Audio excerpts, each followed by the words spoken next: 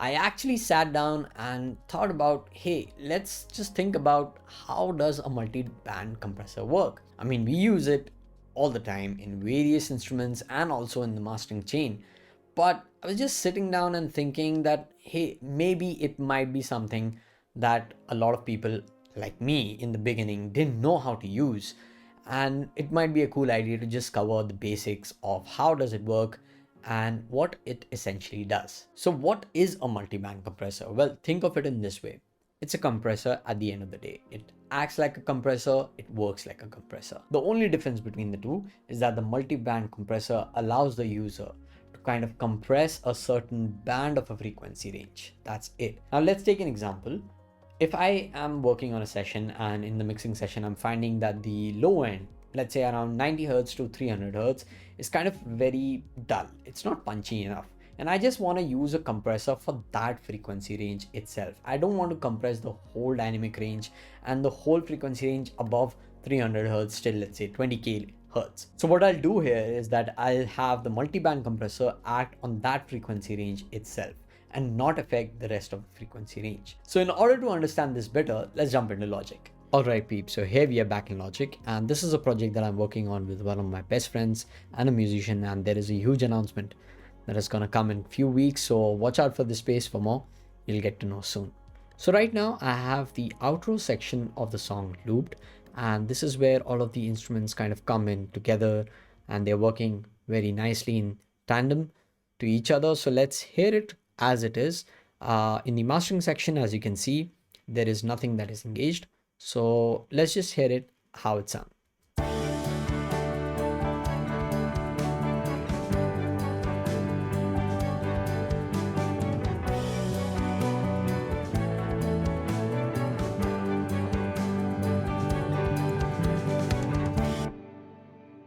So by itself, it's sounding pretty nice. The mixing is done properly. All of the instruments are sitting very well with each other. And I'm not going to be doing a detailed overview on what the mastering chain looks like. I'm just looking at the multipressor, which is the multiband compressor. And if you want to check out a detailed video on mixing and mastering, I've already done that in my Future Garage tutorial series. So if you haven't checked that out, please go ahead and check that out. I'll leave the iCard as always and down in the description box below. So let's start off with understanding the various elements of a multipressor. And let's compare it side by side with a single band compressor. Now, in a single band compressor, the normal compressor, we have the 6 main knobs or the elements, which is the threshold, ratio, makeup gain, knee, attack, and release. Now, if you go here and just ignore these columns, which is the second, third, and fourth column, just focus on the first column. We have the threshold, we have the ratio, we have the compressor threshold, essentially. We have the peak RMS, we have the attack, release, we have the expanded threshold, the ratio, and the reduction. We also have the gain maker. Now, the major difference, like I had explained earlier, between the multi-band compressor and the single band compressor is that over here you can notice that we have a frequency range that is ranging from 20 hertz to 20 kilohertz. And what essentially this does is that you can set a particular frequency band on which you want these frequencies to work on. So for example, if I have these settings set up and I just want to compress, let's say till 85 hertz, I would just have these settings work on this frequency range and not on all of the other bands. Likewise, if I go into the second band and if I change all of the parameters over here, it would only act on the frequency range between 85 hertz to 1100 hertz. So it essentially helps in kind of compressing a certain band and bringing out that character. So for example, let's just shut this compressor and let's hear this loop with the AB of the multiband compressor and let's see what difference is it bringing.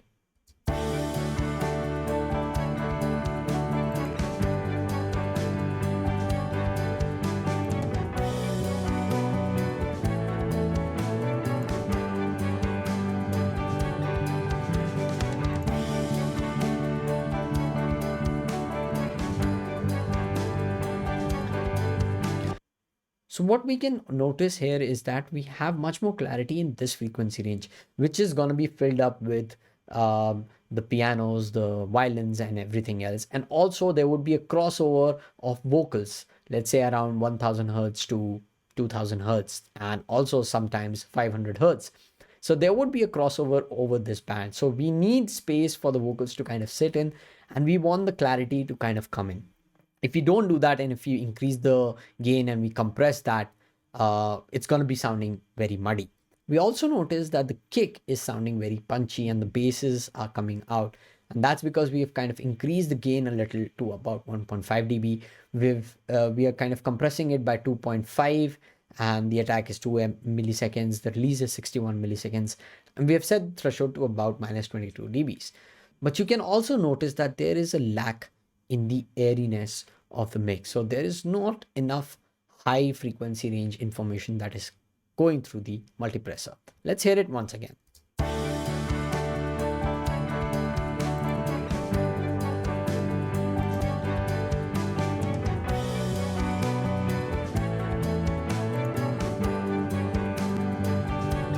So let's increase the fourth band, which is from 7500 hertz up till 20k hertz, and let's see what differences it's bringing.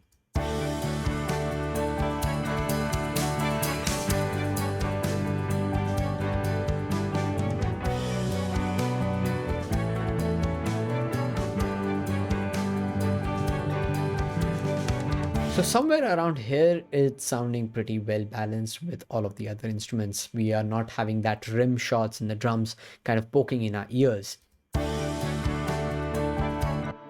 And if we kind of increase this and reduce the threshold, we're gonna have an aggressive compression. As you can see, that is visually represented by the blue bar that is kind of dropping. So all of the frequencies that are coming above 29 dBs is getting compressed very heavily.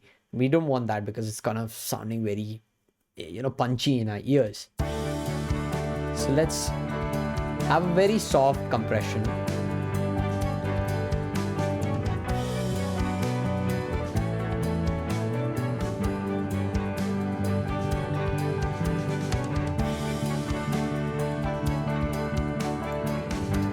Right about here is sounding pretty nice. Likewise, if we want to kind of increase the bass, we just have to increase this frequency range and then compress it if you want to.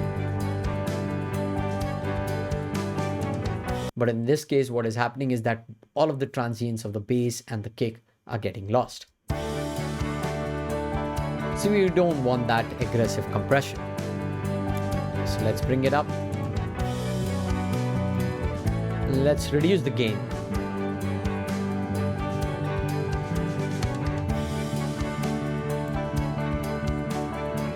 Right about here is sounding pretty nice.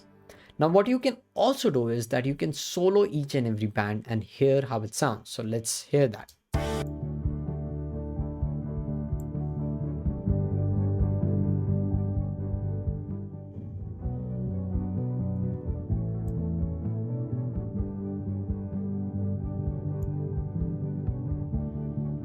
Let's solo the middle band. So all of the instruments, all of the information about the piano and the violin are getting lost. So let's bring that up. And we have a little aggressive compression on this.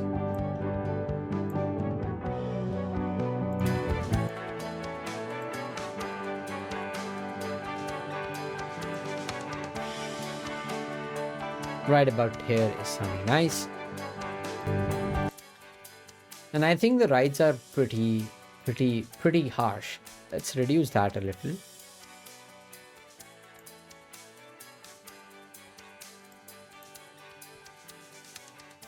And let's hear it all together.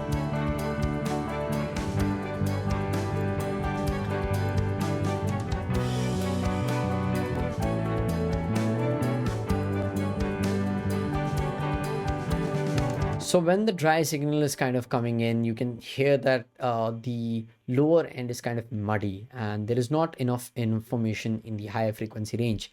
But as soon as you kind of switch on the multiband compressor, you have much more clarity in the whole mix and all of the instruments are kind of coming in very nicely.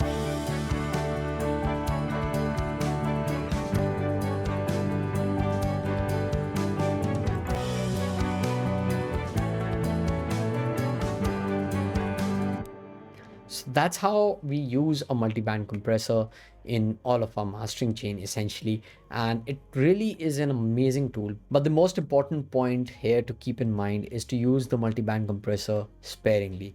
If you change all of the parameters too aggressively, it's gonna ruin all of your dynamic information in your song, and all of your efforts in mixing session will go for a toss. So essentially, you use multiband compressor to kind of compress various bands of a frequency range in an audio signal, and you use it judiciously because you want to retain all of the transients and the dynamic information in your song, but you want that clarity and that color to come out. And this is an amazing tool to achieve just that. So go ahead and experiment with it. You can essentially also use multiband compressor in single instruments. If you are working with, let's say, an orchestra piece and you have violins, cellos, and this would work really well in that as well. So go ahead and try it out yourself and let me know in the comments down below if this was helpful. Okie dokie guys, that about wraps it up for this video. I hope you found this helpful. Let me know in the comments down below if you did, and if you liked this kind of video, I'll be making more such videos on this channel. As always, if you like this video, give me a thumbs up, and if you like what I do here, want to see much more videos like this, support the channel by subscribing. It goes a long way. Thanks for watching, and I'll see you in the next one. Till then, cheers.